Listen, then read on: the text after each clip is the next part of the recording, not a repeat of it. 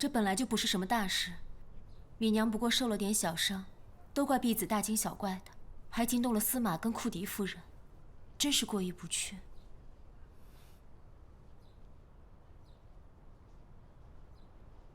司马明察秋毫，张娘子宽容识大体，倒显得琉璃娇媚无方了。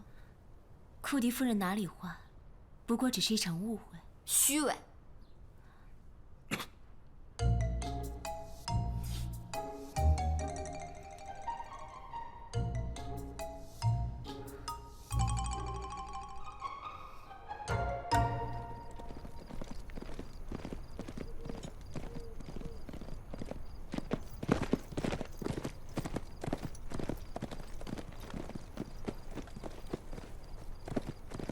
玉，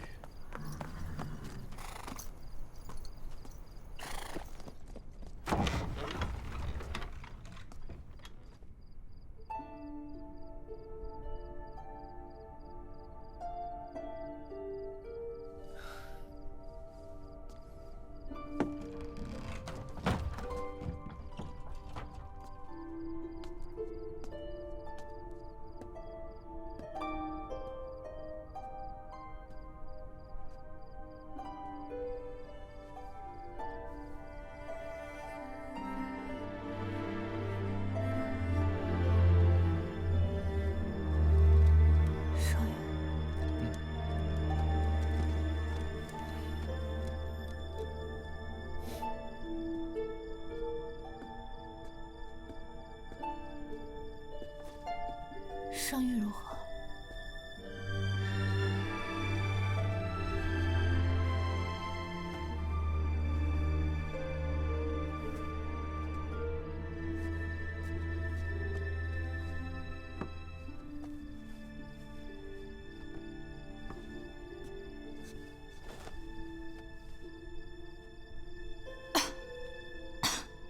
没事吧？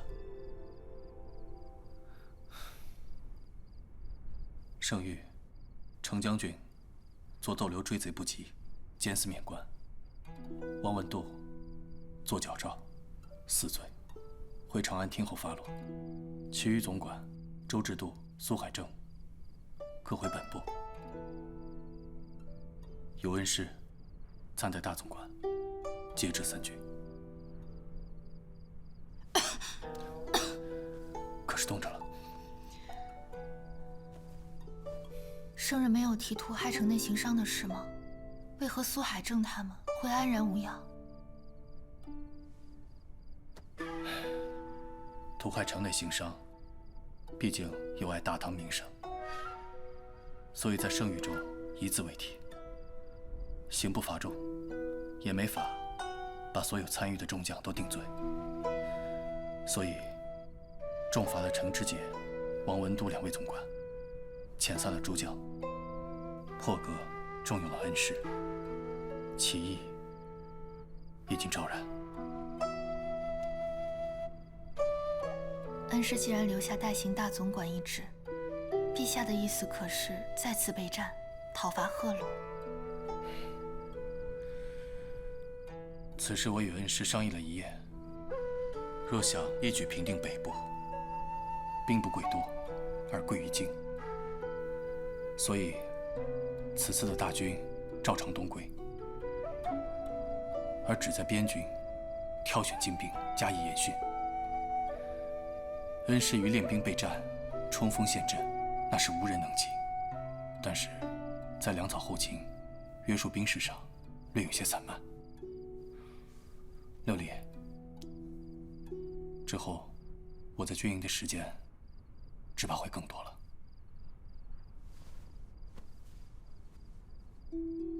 我等会儿就要收拾行囊去军营了。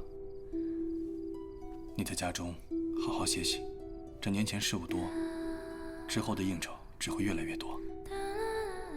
你要是不想去的话，就不用理会。横竖在西周，也没有谁敢为难于你。经此一事，有你和恩师做靠，苏南锦自是不敢再来自讨没趣。屈崇玉日后也不会再找咱们的麻烦。你说，我这可算是狐假虎威？你你这只狐假虎威的小狐狸。那屈重玉啊，虽然行凶略有些下展，但是他也不是男儿本色。原先他以为我会抢夺屈氏的权柄，把他们逼回长安，现在心结已解，想必西周日后有什么事故，以他的性格，定然也会出手相助的。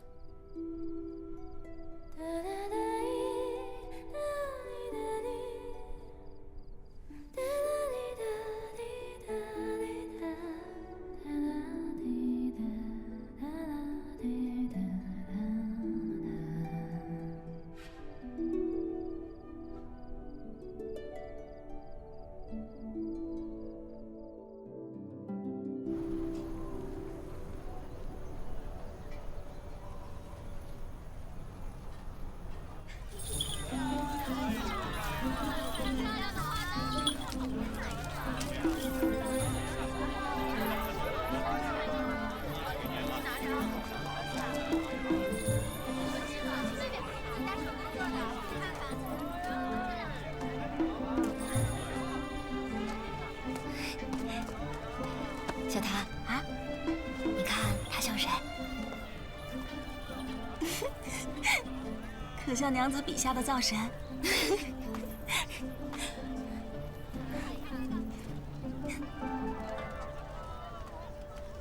啊，司马来了，我带你进去吧。哦，好，谢谢。来这儿。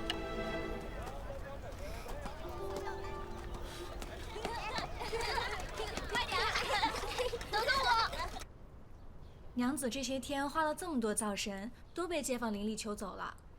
今日腊月23祭灶神，咱们反倒要自己画了。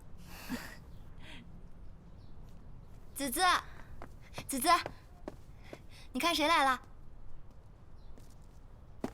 夫人。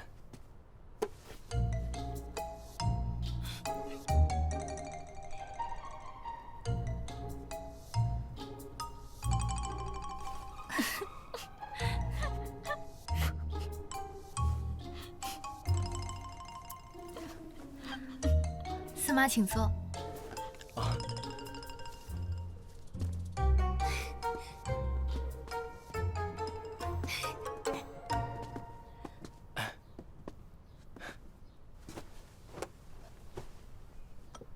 夫人，夫人，这是今年白蝶坊的红利。多谢司马还记得此等小事。这是哪儿的话呀？如若没有夫人，也不会有这白蝶坊，这都是应该的。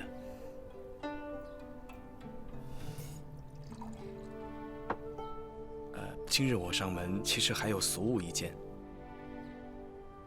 平日陪长史择批4乡，有40-50位乡老特意赶到西周，说是想，可听闻长史不在，便说向长史夫人见个礼也是好的。按理说，这些俗务不应该来劳烦夫人，只是他们寒冬腊月舟车劳顿，我就自作主张把他们留在了都护府。司马，子子今日身子不爽，已2、3日没曾好好用饭了，都足不出户了。啊，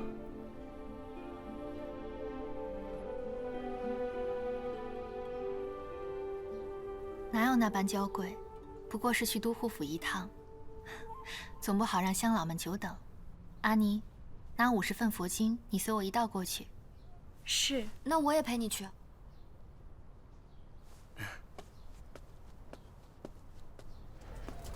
夫人请。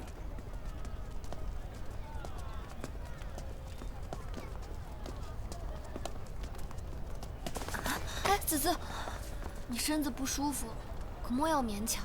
我没事儿。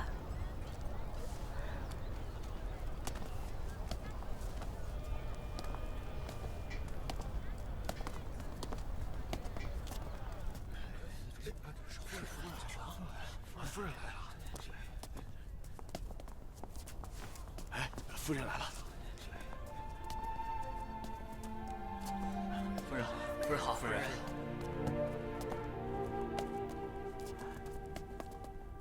夫人可还记得小人？小的几个儿媳一直念着夫人，特意做了几双鞋袜，望夫人莫嫌粗陋。我家那口子也常常念及夫人的风采，专程准备了一些土产，还望夫人莫要嫌弃。啊，是啊，我们这有礼物，您一定要收下。我也是。多谢诸位的美意，琉璃河守约却之不恭。不过，我也准备了一份薄礼，还望各位同样不要推辞。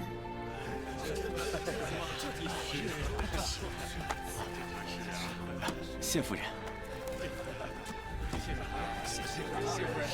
谢夫人。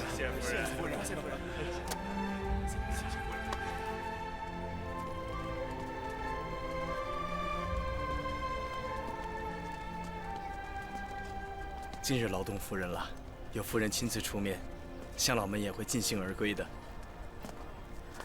子子，没事。司马留步，我们这边告辞了。重玉还是送夫人回去吧。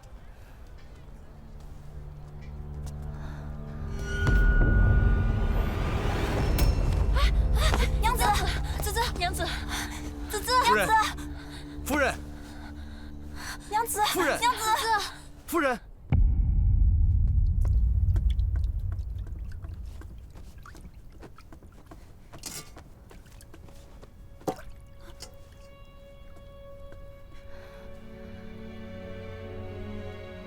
娘子开始发抖了，怎么办？子子的手好冰啊！这医师们都诊过脉了，怎么还没商量出个结果？这到底要怎么治？真是急死了！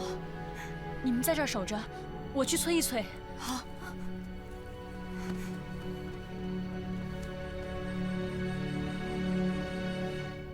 此症甚是明显，寒热交替，乃木气郁结、中气滞结之病也，当以理气为第一。话痨此言差矣，患者分明是邪热内盛，理当发汗立下才是。说得对，华某行医多年，本应当理气嘛。华老，你这是看走眼了吗？这分明是热邪内虚，怎么可以理气呢？各位名医，商量出什么结果没有？我家娘子又开始发冷了，什么时辰才可以对症下药？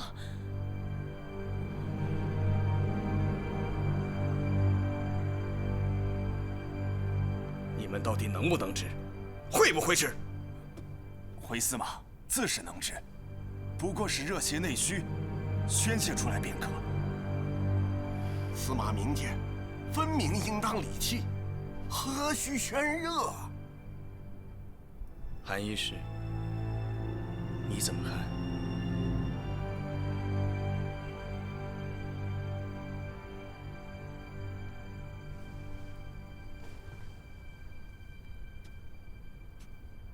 夫人得的是伤寒之症，如今正是热寒交替，怕是到了晚间会厥逆，所以当务之急需要的是通脉散寒。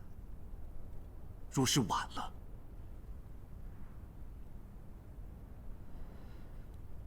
不知。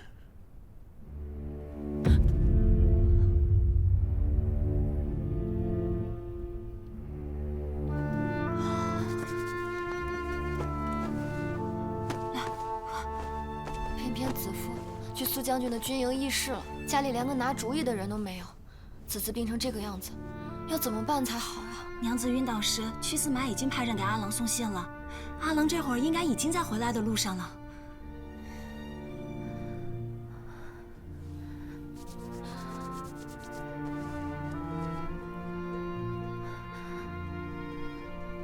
哼，你才多大呀，竟敢出此虚言唬人！夫人的寒热之症虽是重些，但也并非难治。伤寒岂有如此发展迅猛之事？夫人是不是一贯体虚畏寒？前些日先是头痛身重，接着不思饮食，今日又受了些寒邪。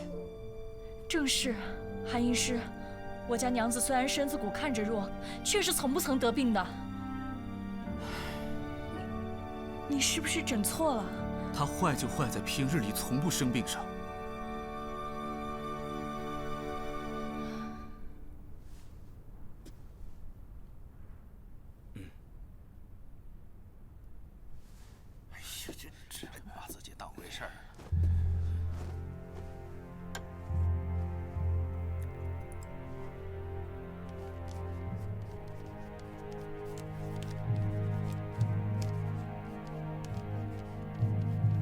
归3000，桂枝3000，芍药3000，炙甘草2000，通草2000，大枣25枚。夫人患的是高热之症，竟还用此热药，哎呦，真的庸医害命哦！哎，是啊，你是不是给牛羊看病看得多了呀？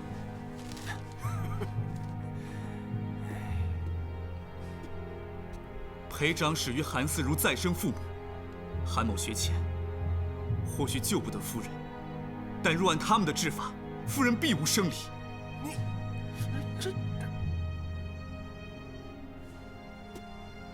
东家，你且信韩嗣这一回，将此药方用水3升煎制1升，赶紧让夫人服用。如若错了，韩嗣听凭东家发落。好，听你的便是。但无论如何，一定要保大娘的性命。安妮，快按方子熬药，快去。是。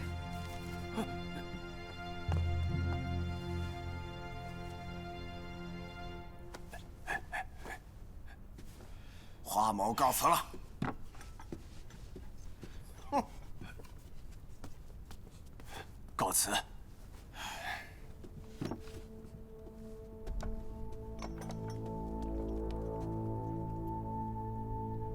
韩医师，你当真有把握治好夫人的病吗？此症我见过2回。那2回如何？一个我花了3日救了回来，一个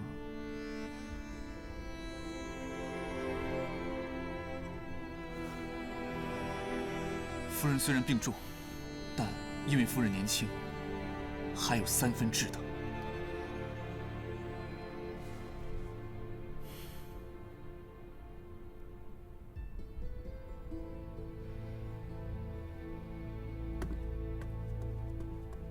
药来了，药来了！来，药终于来了，扶起来。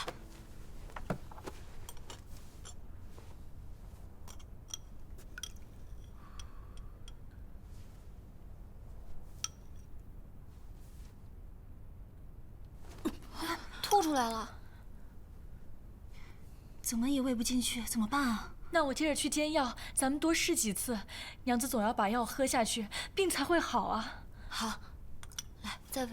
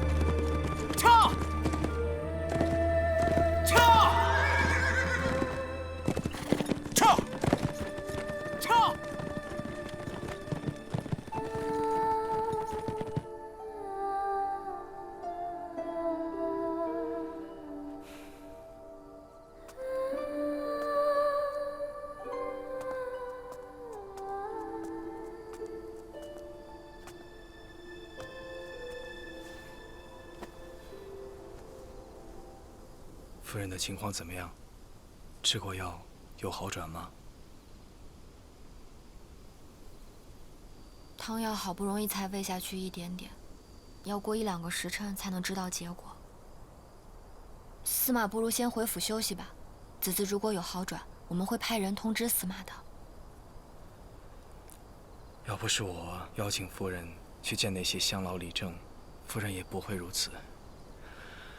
不见夫人好转，实在是有些放心不下呀。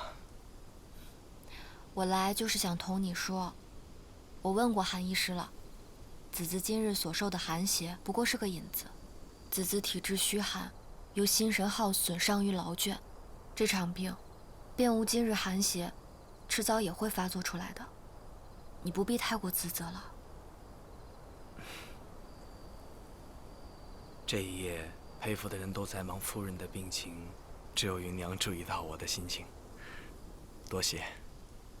不过，即便如此，还是会有些自责，便再等等吧。我可不是为了安慰你故意说假话的。子嗣早年间得过一场大病，失于调养，受了阴寒。芸娘子说的没错。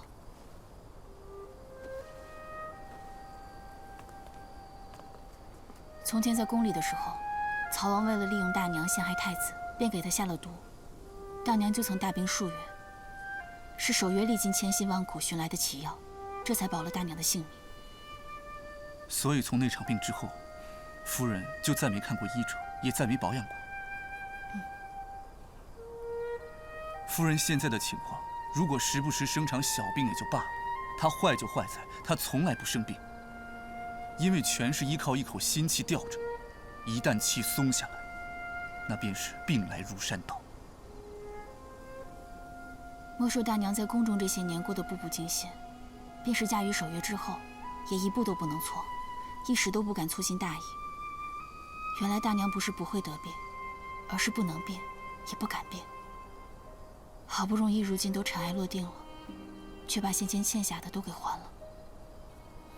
韩医师，我们还能为子嗣做些什么吗？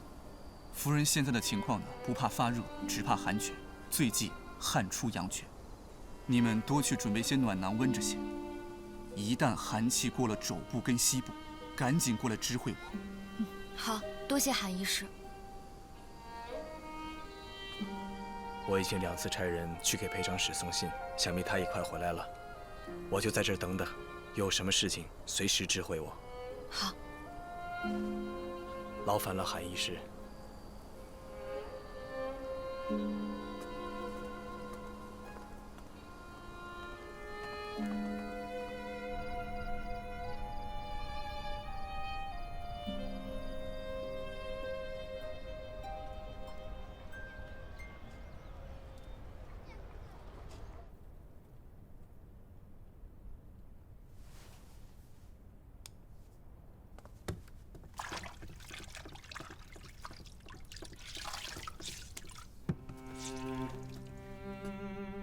子嗣的高烧并未再发，但手脚却一直冷了上去，已经过了肘部和膝盖了。我们该怎么办呀？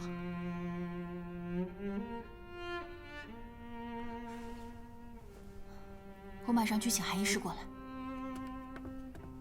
怎么也喂不进去，娘子这手脚也越来越冷了，这可如何是好啊？子嗣，你能听到我说话吗？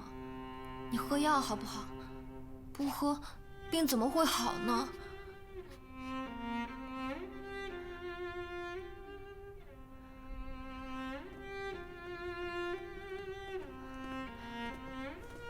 韩医师，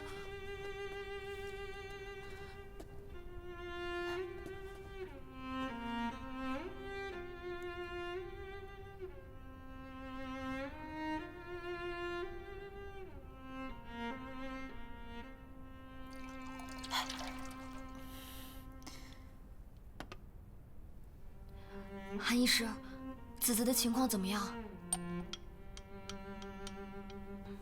韩医师，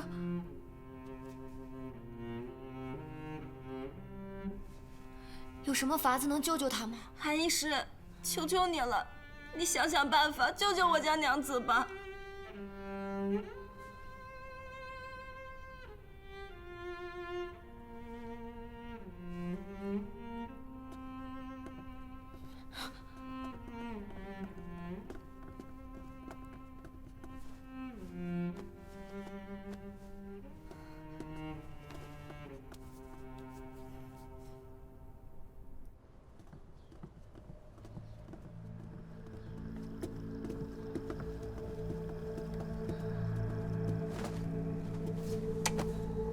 现在子嗣的脸色愈发苍白如纸，四肢都是冰冷的，被子加到了3床，还放了好几个热水呢。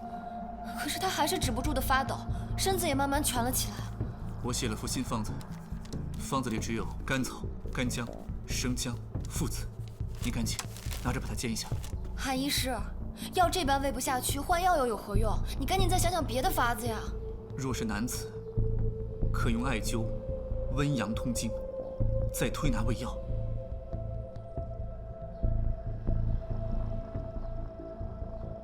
那便赶紧用啊，等什么呢？韩医师，可有什么难处？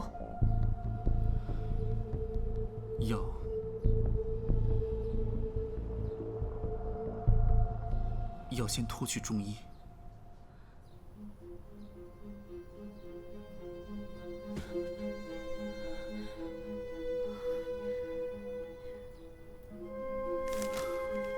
这还犹豫什么？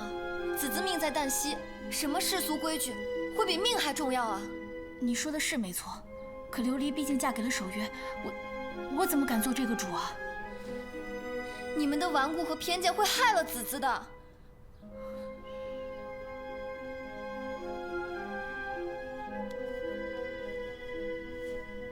司马，你最不在乎世俗礼仪了，你快说句话呀！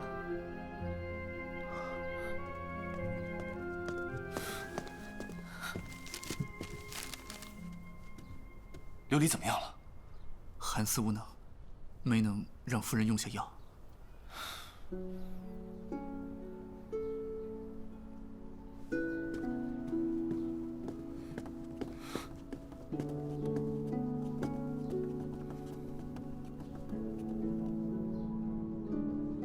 韩医师，还有没有什么法子？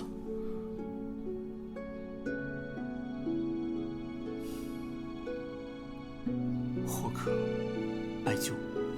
烦劳韩医师一试。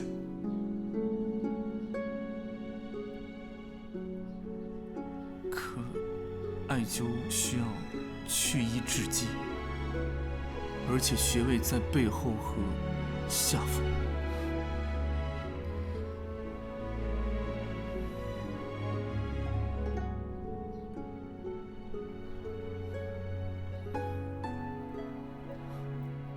烦劳韩医师一试。好，你们快去准备一些姜片，切至铜钱大小，再去准备2盆炭火。是。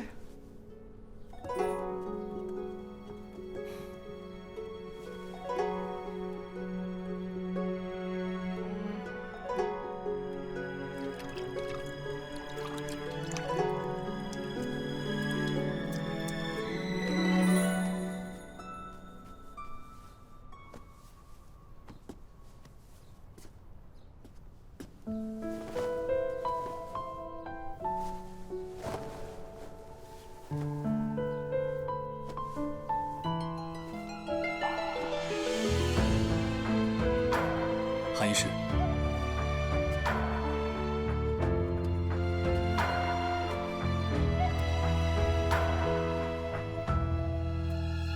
似云烟，回忆弥漫你的指尖，如梦幻，触手可及却很遥远。是依恋，心心念念却不知深浅，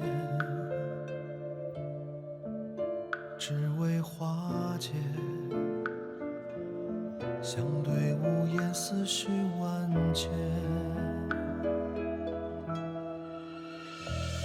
如我所愿，离别让回荡岁月长，如你之约，今生只遇见不相忘。如何忘却潋滟思念你的时光，念念不忘，是否会想？如我所愿，一切都终会被遗忘。如你之约，让爱恨放下又何妨？烦请告诉我穴位处所，下腹处，我来试一试。落花好，神阙在其中，气海在其下2指，关元在其下4指，须和刚才一样，换7柱艾条即可。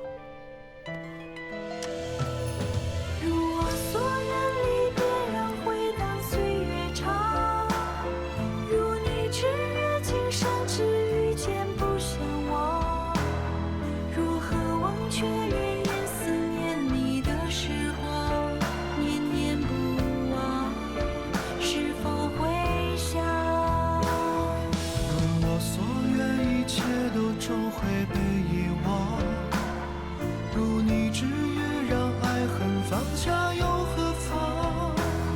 如果只有遗憾的妄想多惆怅，落花成霜，愿我如愿以韩医师，他的手脚似乎没这么冰寒了。太好了，快去给夫人喂药。好。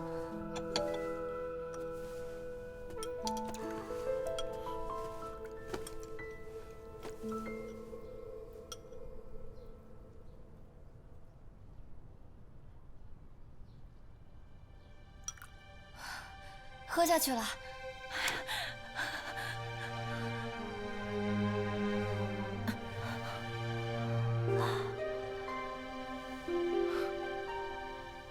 快去端杯温水来，他受辣。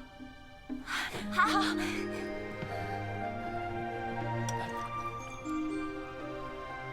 慢点。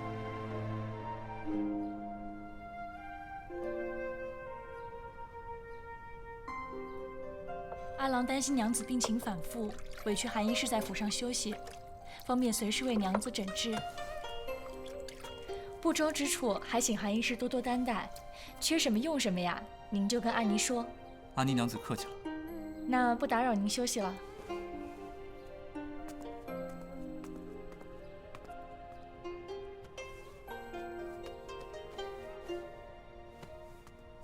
忙了这么久，饿了吧？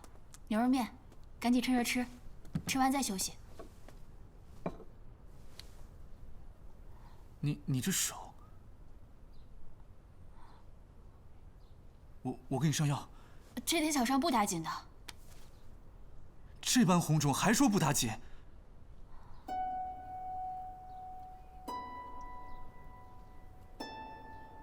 你快坐下。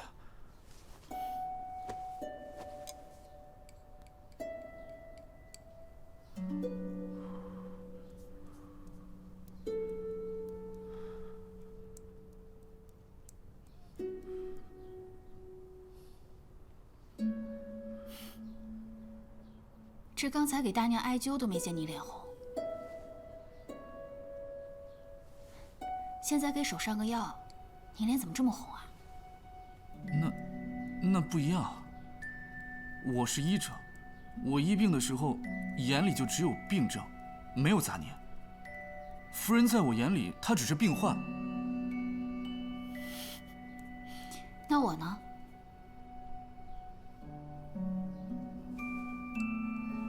我不是病患，这手伤不是伤吗？我说不过你，反正，东家跟夫人不一样。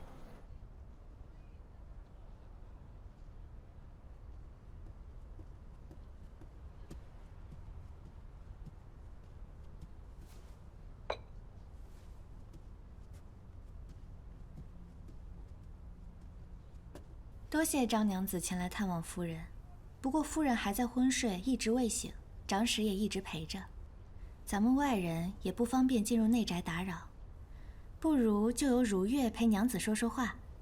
等夫人醒了，咱们再一同去看望。不方便进入内宅的，恐怕只有米娘这个外人吧。柳娘子都能帮着长史府待客了，可见库迪夫人早就当柳娘子还有云娘子是姊妹了。张娘子这说的是哪里话？如月不过是与长史府住得近，这才与夫人走动的方便了些。米娘不过开句玩笑，柳娘子不必认真。说起来，米娘倒当真有一事好奇。我们都知道云娘子是库迪夫人的妹妹，却不知是表妹还是堂妹。难道云衣也姓库迪？不知张娘子为何会关心这个？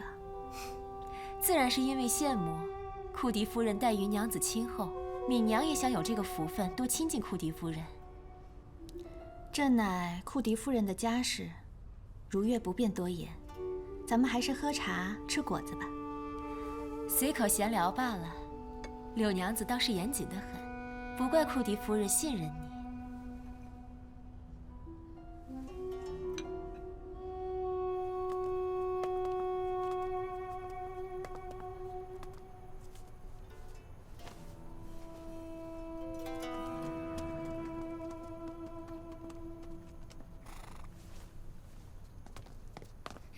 刘子子，云衣，今日多亏有你在出面挡着，我最不耐烦与那张敏娘说话了，更不想她去烦子子。云衣，依我看啊，这张敏娘前来并不是真心探望夫人，倒是对你感兴趣的很。你要多加小心，尽量少跟她打照面，最好呀是不打照面。就算子子不嘱咐，我也懒得与她说话。这样最好了，你心思单纯，以防掉入她的陷阱，还是少接触的好。知道啦。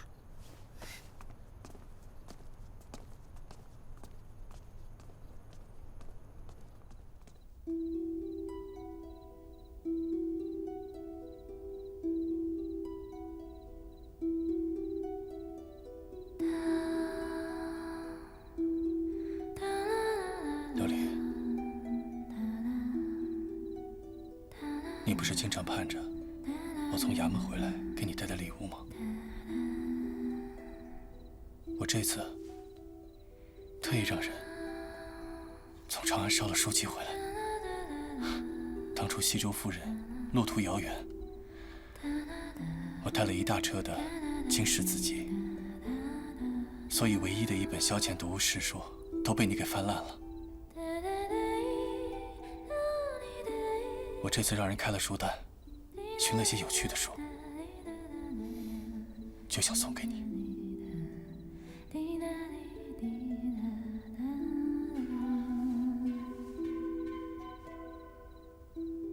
琉璃，你快点醒过来好不好？那些有趣的书，我每天晚上都当成睡前故事读给你听。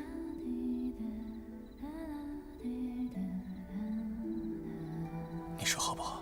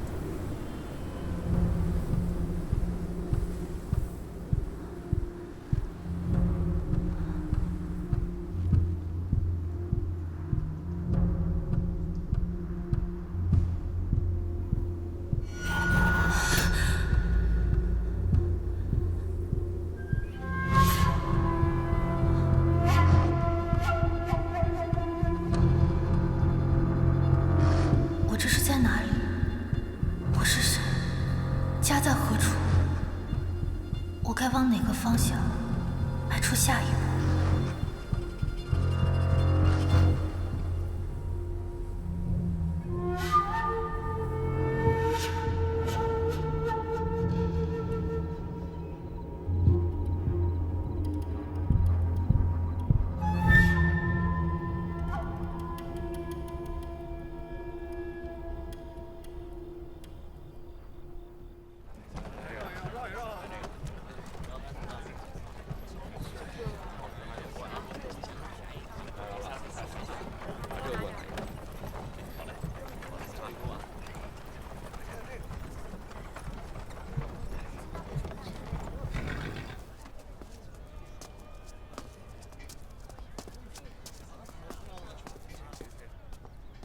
云衣娘子，